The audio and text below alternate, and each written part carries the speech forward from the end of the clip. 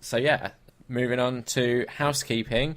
We don't have a whole lot because I just want to say a huge thank you to everyone who got involved, was retweeting the Wonder Woman video and trying to get it to 100 likes because Jack promised that he'd dress up as Wonder Woman if our Wonder Woman discussion on YouTube got to 100 likes. We're not there yet, but Jack also... What are we at? We're at 16.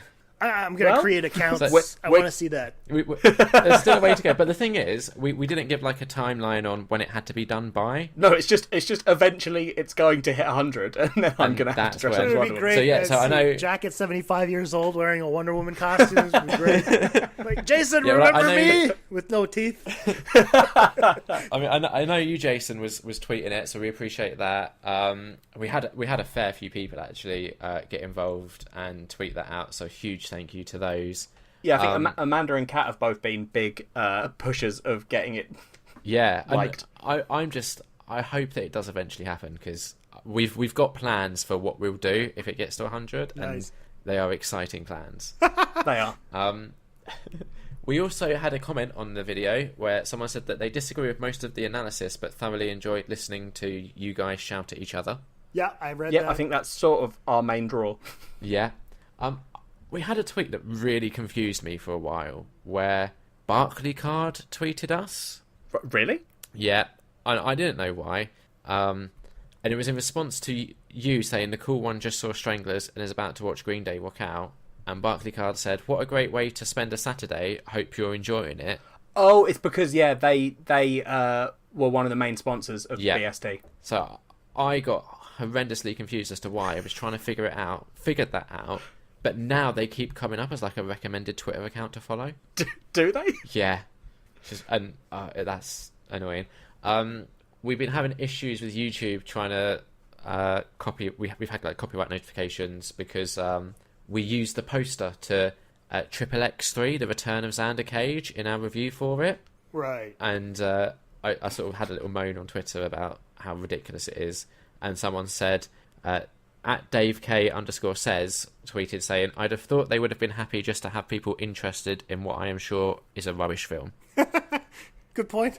Which is a fair point. I mean, I didn't mind the film, but equally for now, we've just taken it down off YouTube because it's just ridiculous. I think. But we have plans. Yeah, Tom, if you're listening, get those drawing fingers ready. Yep. Oh, nice. Also, Amanda tweeted us saying, "Oh, this is great. Jack had some great one-liners in this one. I couldn't stop laughing at his incredulousness at Liam's new DVD number." I read that out to Kat, and she said, "Does that mean that Jack normally doesn't have great one-liners?" Oh no. No. What? Why read the negative of that? I don't know. I'm just telling you what Kat told me. She's dating Liam, man, so it's to be expected. Yeah. Exactly. Yeah. No. She definitely thinks Liam's the cool one. I mean, she's not wrong. And Amanda also said, "Also, catching up with Jack and Liam might be my favourite section, so someone out there likes it." Exactly. Oh. See, I knew someone did. Yeah. And we've had an email, and this is an email for Jason. Kat emailed saying, "I'd like to know how Jason celebrated Canada Day and how other Canadians celebrate because I'm nosy." Oh, that's a good question. Okay, be prepared. I take no part in anything that has to do with nationality. Okay. And the reason for that is it's a long story. It's one of the reasons why I chose Bon Cop, Bad Cop as well. I grew up in a small town called Baie-Comeau on the North Shore of Quebec. And because I was an Anglophone growing up in a very small French community, it was a very, very difficult upbringing because I was always the outsider. I was the English guy in a French place. Now, when I was young, I used to travel to New Brunswick and Nova Scotia and Prince Edward Island and whatnot, and that's always been a little bit weird for me as well because as soon as I was over there, I was the French guy because I was from Quebec. And so wherever I went, I was never really accepted for who I was as either a Canadian or a Quebecer or what the fuck else is supposed to be that. And so it's kind of gotten into my head now that I don't necessarily take part in any nationality because I've realized that it's just creating divisions. And so people will judge you on where you're from as opposed to who you are as an individual. And that kind of pisses me off. And so I don't really take part. I'll go see the fireworks or something like that. But I decided to avoid that this year. I actually stayed home with my parents and my girlfriend, and we played poker. Nice. So that's what I did for Canada Day. No real money involved, just moonshine. A little bit of Canada Dry, so maybe encouraging some sort of ginger ale, Canadian fashion, and Canadian moonshine. But no, other than that, I don't take part in anything national because I don't figure it's necessary anymore. I find it's very backward thinking. This whole I'm Canadian. I mean, like, I didn't participate in making Canada, so I don't know why I should have any pride in being lucky I came out of my mom's vagina here. So it's just, it's always been a weird thing for me. The whole thing where I'm supposed to give a shit about the Olympics every 4 years. I don't care, so I don't do anything. So sorry about that. Poker, moonshine, and Canada Dry. That was my Canada Day. Still sounds like a good time. I think that leads us quite nicely into Culture Swap. Just so quickly. This is a little quick one. I'm just gonna quickly do this little bit that I've got to do. So, no, it's just you said before we recorded that you kind of wanted this to be quite nice and tight. Yeah, you only got like a day to edit, no. So I'm just gonna keep this speed section things along. Yep, just getting this section real tight, real quick. Yeah. The number, Liam, was on 1103. Yeah. Last time I asked you, how many films do you have to watch? Well, I've actually had a really good week. I watched 12 films in the last week. Oh, nice. Oh, cool. So the numbers super down. So So what was the number one? 1,103. Okay, so it's gone down. Yeah, it's gone down by 12. It sounds like. Well, no, because obviously I bought a couple of films, didn't I? How many did you buy, Liam? It's down to 1,096. Okay, well so you bought 6 films. Yeah. That's not too bad. I don't even remember, to be honest. Fucking hoarder. I mean, that's the worst bit, Liam, is the fact that you don't know what you've got. I mean, I know, like I'm at the stage now where if I see something in a shop, I'm like, no, I know if I've got it or not, but I can't remember what's arrived in last week. I think there was a few like low budget horror movies, a couple of like dumb comedies probably, right? A couple of like 4K films just because I want to see how pretty they look. So nothing great, to be honest. Why haven't you made the move to digital yet, man? It just doesn't work for me yet. Like I'm scared by it. It's all. It feels like every kind of company has their own like digital platform. Yeah, at the moment. I can understand that. Yeah, fair point. Yeah, and I don't like the idea of having to subscribe to like 8 or 9 different places. Yeah. Like if there was just one that kind of brought it all under itself, and there's like a nice way of organising it and stuff, then right. yeah, I'd be there. But we're not there yet.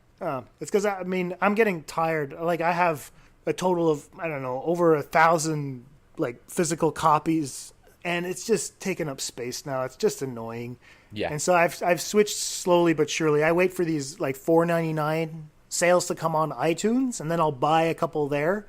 That way they have the iTunes extras and whatnot, and that way I don't have to kind of just clog up my living room with more shit. But I mean, I'm lying because I've been buying Star Wars figures, so it's basically I could have been doing movies instead. But no, I just decided to encourage Disney a little more. But I don't know. I'm content with digital. My only preoccupation with it is that if ever Apple goes tits up, do I get my movies?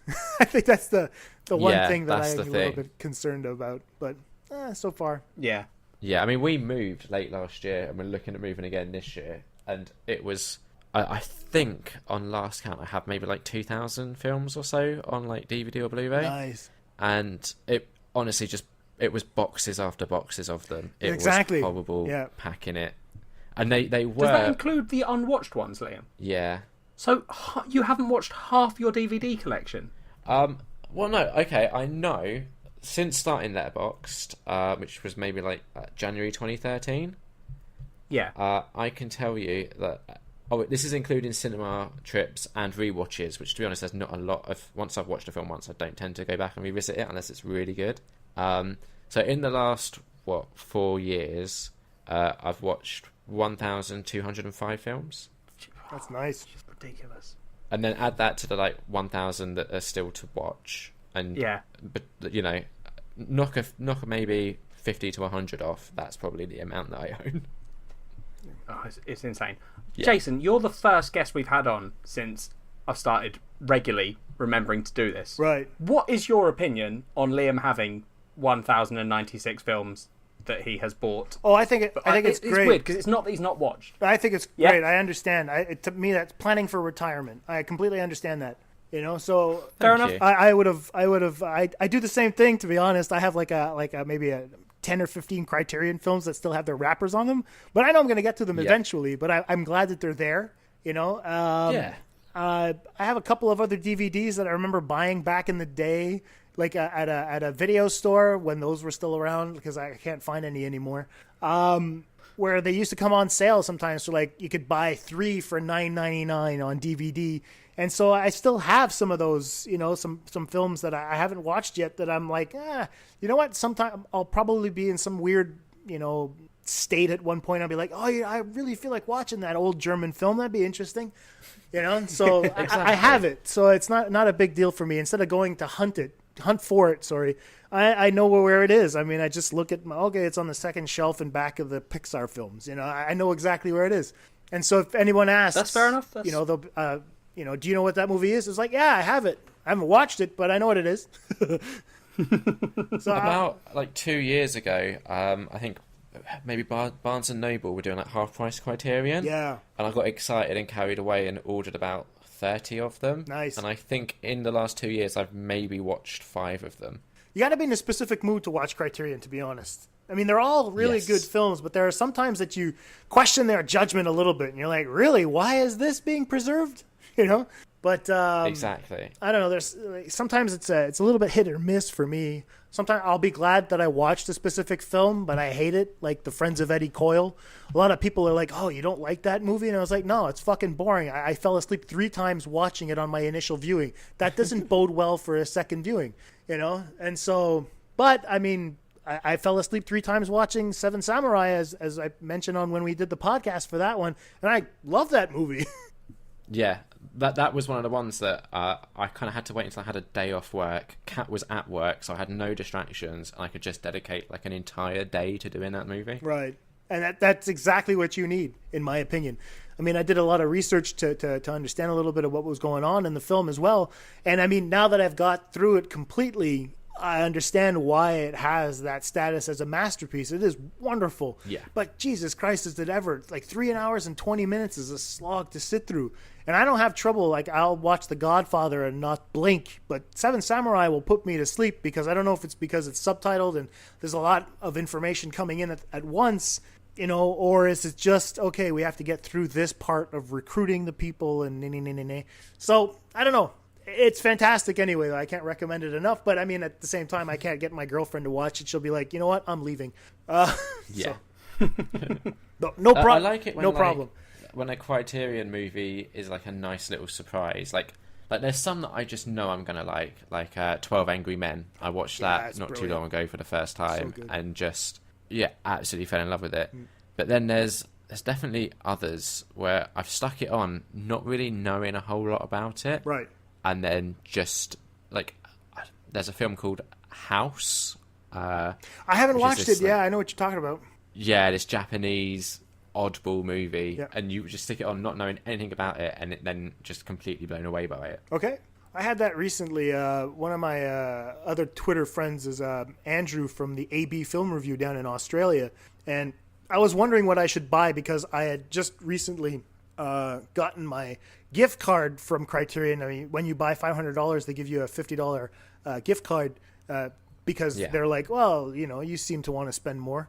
And so the 50% flash sale came on, and I was like, oh, what should I get?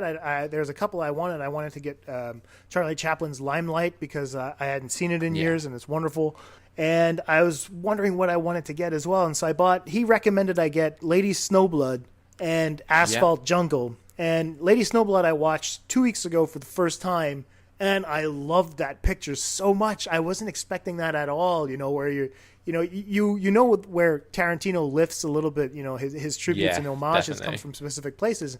And I'd heard the name Lady Snowblood thrown around here and there, but just sitting down to watch it and seeing like, oh, this is that scene. This is where he takes this. This is beautiful. Yeah. And it was super well made. I loved it. I loved how like it was inspired by the Japanese manga, and yeah, it's just wonderful. I loved every minute of it. It was a beautiful, beautiful film. One of those rare Criterion surprises for me.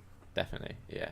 I think because Criterion like don't ship outside of the States and Canada, which is a bit disappointing for me. And we also don't get their like streaming service, which I think is called Filmstruck. Yeah, I don't have it in Canada either.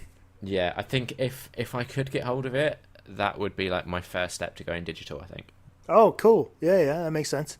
Yeah. And I really like, I don't know if, so there's a woman who does like a lot of YouTube reviews and like press junkets and stuff called Alicia Malone, who also does a lot of the stuff for Filmstruck. Yeah, she's great. Yeah, one of my like favourite people to watch talk about films. Absolutely love her. Mm-hmm. So I every Friday she'll recommend 3 movies from the Criterion library. Nice. And that just always ends up kind of adding to my wish list. Yeah, I mean, and Alicia's she's a smart pundit. She's very classy. I think that's what I appreciate about her. And she's very knowledgeable. And it's kind of fun to see that, she came from Australia and she started making a name for herself in the United States, especially through, her collaborations with Screen Junkies and also with Fandango and whatnot. But I mean, to see her go up the ranks, I mean, she'll eventually become a Barbara Walters type person where everyone's going to want to meet her. And it's just wonderful to see this very knowledgeable person, like to have such poise and class. It's such a fun thing. Alicia Malone, I can't, there can't be too much praise heaped on that fantastic woman. I love her so much. Yeah, I agree entirely.